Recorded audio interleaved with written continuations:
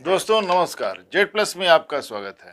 अमेरिकी राष्ट्रपति ट्रंप ने दावोस स्विट्जरलैंड में 22 जनवरी 2026 को बोर्ड ऑफ पीस के चार्टर की घोषणा की और इसके साथ बोर्ड ऑफ पीस को औपचारिक रूप से एक अंतर्राष्ट्रीय संगठन के रूप में स्थापित करने की कोशिश हुई। दोस्तों, आज समझने की कोशिश करते हैं कि यह बोर्ड ऑफ पीस क्या है, इसका उद्देश्य क्या है, क्या इसे एक अंतर्राष्ट्रीय संस्था के रूप में मान्यता मिल सकती है, क्या यह यूएनओ की जगह ले सकता है, इस बोर्ड ऑफ पीस के पीछे राष्ट्रपति ट्रंप की मंशा क्या है, और अंत में सबसे महत्वपूर्ण प्रश्न, क्या यह कश्मीर मामले पर भारत के लिए परेशानी का सबब बन सकता है।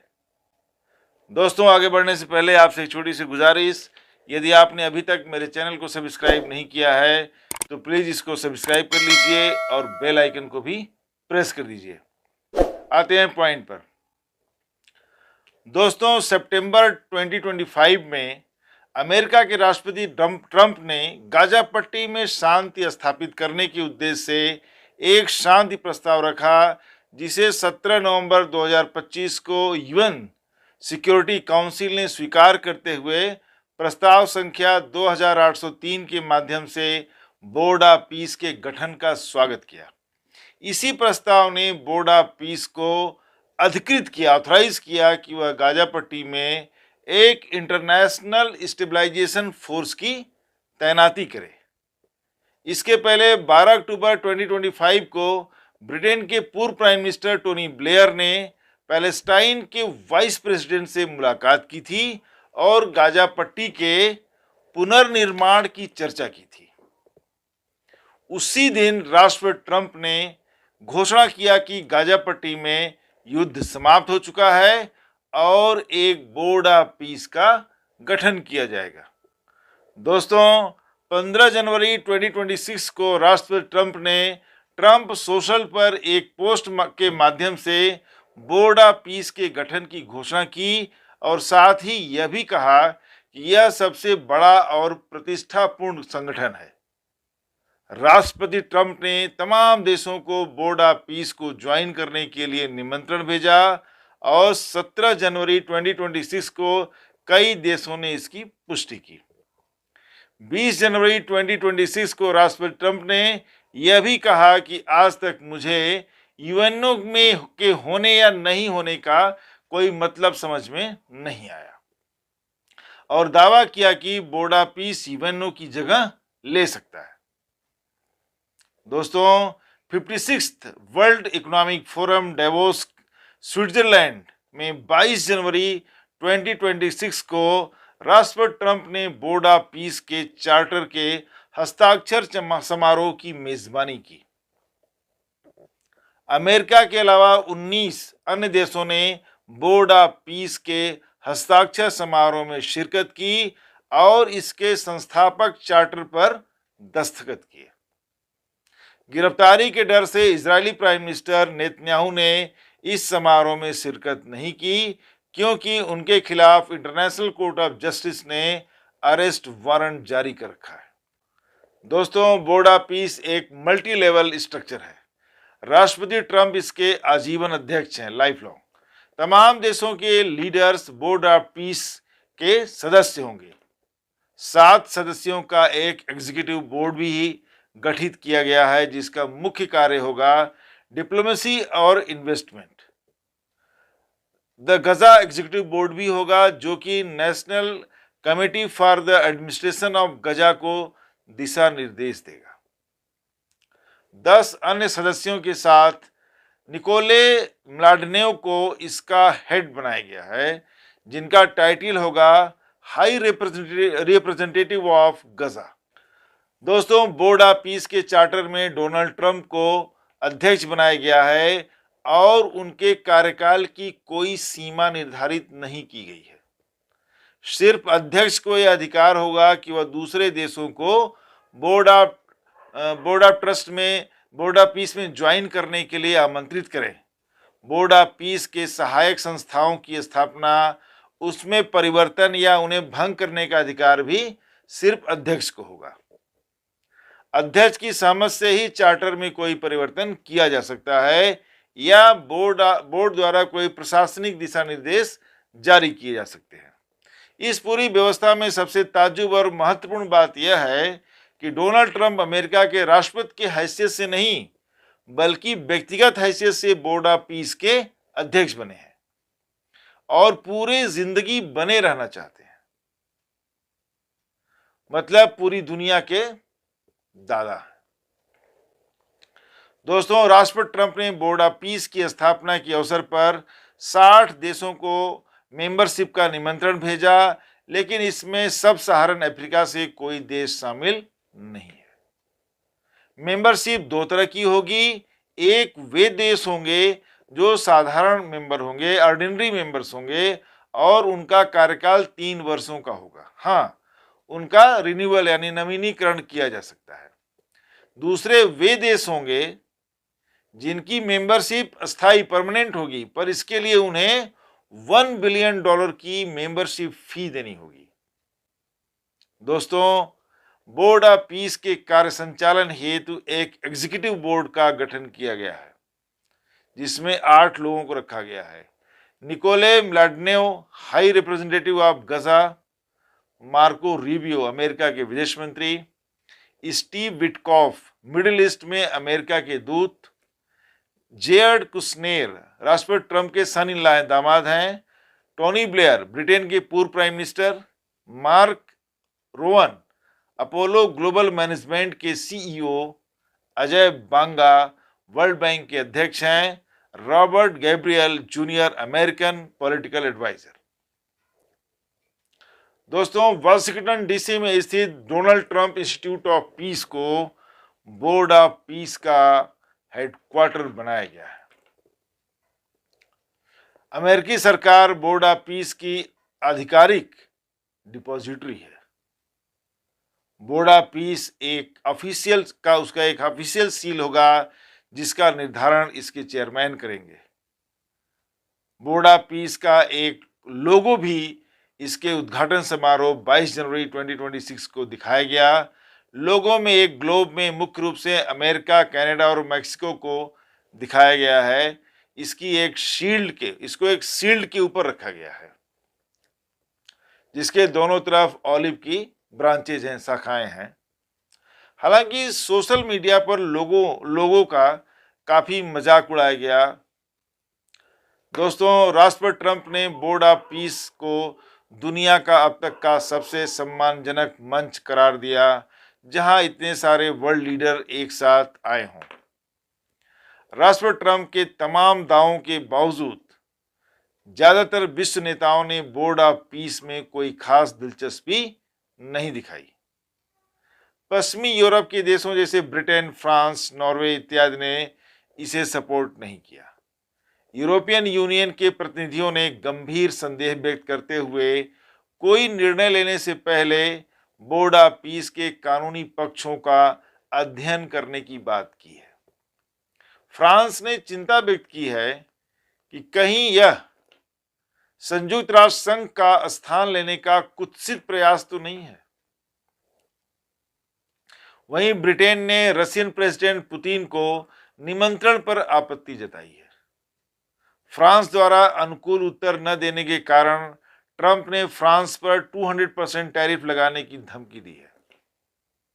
कनाडा ने बोर्ड ऑफ पीस में शामिल होने की बात तो की, पर राष्ट्रपति ट्रंप की शर्तों पर नहीं, और साथ ही $1 बिलियन की फीस देने से साफ इनकार कर दिया। दावोस में कनाडा के प्राइम मिनिस्टर मार्क कार्नी ने ग्रेट पावर्स राइवलरी के शुरू होने की आशंका व्यक्त की और यह भी कहा कि अमेरिका के नेतृत्व में विश्व व्यवस्था का अंत आ चुका है। प्रतिक्रिया में राष्ट्रपति ट्रंप ने बोर्ड ऑफ पीस में शामिल होने के लिए कनाडा को जो निमंत्रण भेजा था उसे रद्द कर दिया, कैंसिल कर दिया। ब्राजील के राष्ट्रपति लूला डा सिल्वा ने भी अमेरिकी राष्ट्रपति में अत्यधिक शक्ति केंद्रित किए जाने पर चिंता व्यक्त की और आशंका व्यक्त की कि कहीं यह संयुक्त राष्ट्र संघ की भूमिका कम करने की कोशिश तो नहीं है। नॉर्वे ने बोर्ड ऑफ पीस में शामिल होने से इनकार करते हुए कहा कि बहुत सारे प्रश्नों पर अमेरिका से बातचीत जरूरी है। स्वीडन ने दावोस में ही कहा कि बोर्ड ऑफ पीस के चार्टर के आधार पर शामिल होना मुश्किल है। स्लोवेनिया के प्राइम मिनिस्टर ने यह कहकर बोर्ड ऑफ पीस में शामिल होने से इनकार कर दिया कि यह स्थापित अंतर्राष्ट्रीय व्यवस्था के साथ गंभीर हस्तक्षेप है। पोर्चुगल ने भी बोर्ड ऑफ पीस के चार्टर को अस्पष्ट करार देते हुए कहा कि यह सिर्फ गजा पट्टी तक ही सीमित है या अन्य क्षेत्रों पर भी लागू होगा। इटली की प्राइम मिनिस्टर जॉर्जिया मेलोनी ने कहा कि बोर्ड ऑफ पीस में शामिल होना इटली के संविधान से मेल नहीं खाता। यूक्रेन ने रूस के साथ बोर्ड ऑफ पीस में शामिल होने में असहजता व्यक्त की। जर्मनी ने बोर्ड ऑफ पीस को संयुक्त राष्ट्र संघ का प्रतिरोधी करार देते हुए कहा कि यह विश्व संघर्ष को हल करने के लिए एक अस्थायी अंतर्राष्ट्रीय संगठन का प्रस्ताव है, जबकि इसका लक्ष्य सिर्फ गजा युद्ध विराम होना चाहिए। दोस्तों, दुनिया भर की मीडिया ने अपने तरीके से बोर्ड ऑफ पीस पर प्रतिक्रियाएं दी। सिडनी मॉर्निंग हेराल्ड ने इसे वैनिटी प्रोजेक्ट का नाम दिया। फाइनेंशियल टाइम्स ने कहा कि यह एक फ्लेजलिंग क्लब ऑफ ऑटोक्रेट्स है। द गार्डियन ने बोर्ड ऑफ पीस को ट्रंप के अधीन पे टू प्ले क्लब का नाम दिया। साथ ही यह भी कहा कि यह सुरक्षा परिषद द्वारा अनुमोदित प्रस्ताव से कम ही मेल खाता है। इसे एक अस्थायी अंतर्राष्ट्रीय संगठन के रूप में प्रस्तुत किया जा रहा है। द गार्डियन ने आगे यह भी कहा कि इसमें चेयरमैन डोनाल्ड ट्रंप को बहुत ही अधिक शक्तियां दी गई हैं। सदस्यों की नियुक्ति या निष्कासन, एजेंडा का निर्धारण, प्रस्ताव इत्यादि पर चेयरमैन का एकाधिकार है। $1 बिलियन की फीस देने के बाद भी मेंबर्स को कोई अधिकार नहीं होगा। जाने माने अमेरिकी बिजनेसमैन एलन मस्क ने बोर्ड ऑफ पीस का मजाक उड़ाते हुए कहा कि यह little piece of Greenland, little piece of Venezuela, but all we want is peace. दोस्तों, Norman Solomon, the executive director the institute of public accuracy ने कहा कि बोर्ड ऑफ पीस उन लोगों का मिला जुला संगठन है जिन्होंने 2003 में अमेरिका द्वारा इराक पर हमले को जायज ठहराया था। उनका कहना था कि ट्रंप एक अंतर्राष्ट्रीय गैंगस्टर की तर्ज पर काम कर रहे हैं और अपनी मनमानी से योजनाएं बना रहे हैं, ढांचा खड़ा कर रहे हैं, स्ट्रक्चर, और पूरी दुनिया में अपनी बादशाहत कायम करना चाहते हैं। ट्रंप कमजोर देशों को अपने साथ लेकर विश्व को युद्ध की दिशा में ले जा रहे हैं ताकि अपनी बादशाहत कायम करके पूरी दुनिया को लूटा जा सके। ट्रंप वास्तव में दूसरे देशों का इस्तेमाल करके आर्थिक एवं सैनिक फायदा उठाना चाहते हैं। यूएनओ के प्रवक्ता ने ज्यादा कुछ न बोलते हुए स्पष्ट किया कि हम सुरक्षा परिषद के प्रस्ताव संख्या 2803 के प्रति कमिटेड हैं, प्रतिबद्ध हैं, और साथ ही उन्होंने बोर्ड ऑफ पीस के गठन का स्वागत भी किया। Louis Charbonneau, UN director at human right watch ने अपनी प्रतिक्रिया में कहा कि अमेरिका ने यूएनओ के गठन में बड़ी भूमिका अदा की थी, पर अब राष्ट्रपति ट्रंप उसकी जड़ें खोद रहे हैं। ट्रंप ने बोर्ड ऑफ पीस अपनी अध्यक्षता में बनाया है और यूएनओ को साइडलाइन करने के लिए। दोस्तों, बोर्ड ऑफ पीस के पीछे सुरक्षा परिषद की मूल भावना थी पिछले 2 सालों से इजरायली सेना द्वारा बुरी तरह से तबाह कर दिए गए गजा के पुनर्निर्माण और प्रशासन की देखरेख करना। लेकिन बोर्ड ऑफ पीस के चार्टर में तो गजा का नाम तक नहीं है, न ही इसमें मानवाधिकारों की कोई चर्चा है। इससे साफ जाहिर है कि ट्रंप की महत्वाकांक्षाएं कुछ और हैं। वे चेयरमैन की हैसियत से सर्वेसर्वा हैं, किसी भी प्रस्ताव को स्वीकार कर सकते हैं या खारिज कर सकते हैं। कुछ नेताओं की राय में इतनी मोटी फीस देने से अच्छा है यूएनओ को ही ठीक ठाक किया जाए, सुदृढ़ किया जाए। सोलोमन की राय में यूएस कांग्रेस में रिपब्लिकन मेजॉरिटी और सैन्य शक्ति के दम पर राष्ट्रपति ट्रंप अपने आपराधिक मंसूबों को अंजाम देने की कोशिश कर रहे हैं और ट्रंप के पास पूरी दुनिया को देने के लिए कुछ नहीं है सिवाय एक्सटॉर्शन, ब्लैकमेल और वायलेंस। प्रत्येक अमेरिकी राष्ट्रपति ने अपनी विदेश नीति में अंतर्राष्ट्रीय कानूनों की उपेक्षा की है और अपने मिलिट्री इंडस्ट्रियल कॉम्प्लेक्स को प्राथमिकता दी है। यूएनओ के डिप्टी स्पोक्सपर्सन फरहान हक ने स्पष्ट किया कि बोर्ड ऑफ पीस को सिर्फ गजा पर काम करने के लिए अधिकृत किया गया है। पूरे विश्व में कितने ही क्षेत्रीय संगठन हैं, सैन्य संगठन हैं और भी तमाम संगठन कार्य कर रहे हैं और यूएनओ अपना काम कर रहा है। दोस्तों, अब आते हैं कि क्या बोर्ड ऑफ पीस चार्टर में कुछ ऐसा है जिससे दूसरे देशों में समस्याएं पैदा की जा सकती हैं, खास तौर पर इंडिया के लिए। नवंबर 2025 के सुरक्षा परिषद के प्रस्ताव में बोर्ड ऑफ पीस की भूमिका गजा में शांति स्थापना एवं पुनर्निर्माण तक ही सीमित थी और वह भी 2027 तक ही। लेकिन विश्व नेताओं को भेजे गए निमंत्रण पत्र के साथ जो चार्टर अटैच किया गया उसमें गजा का कोई उल्लेख नहीं है। टाइम्स ऑफ इजराइल के अनुसार ट्रंप के नेतृत्व में बोर्ड ऑफ पीस दुनिया के दूसरे हिस्सों में चल रहे संघर्ष यानी कॉन्फ्लिक्ट के समाधान में अपनी सहायता प्रदान करेगा। चार्टर के चैप्टर 1 में लिखा गया है कि बोर्ड ऑफ पीस का उद्देश्य है अस्थायित्व यानी स्टेबिलिटी को बढ़ावा देना, भरोसेमंद एवं विधि सम्मत लॉफुल शासन व्यवस्था को बहाल करना और संघर्ष से प्रभावित क्षेत्रों में दीर्घकालीन लॉन्ग टर्म शांति की स्थापना करना।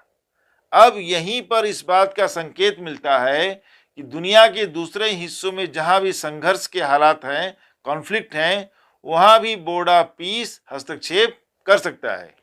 इंडिया के लिए परेशानी का पहला कारण तो यह है कि पाकिस्तान, जो कि ट्रंप की चमचागिरी में लगा हुआ है, तुरंत ही बोर्ड ऑफ पीस में शामिल हो गया और गजा शांति के बाद कश्मीर का मामला बार बार बोर्ड ऑफ पीस के सामने उठाएगा और आवश्यक हस्तक्षेप की मांग करेगा।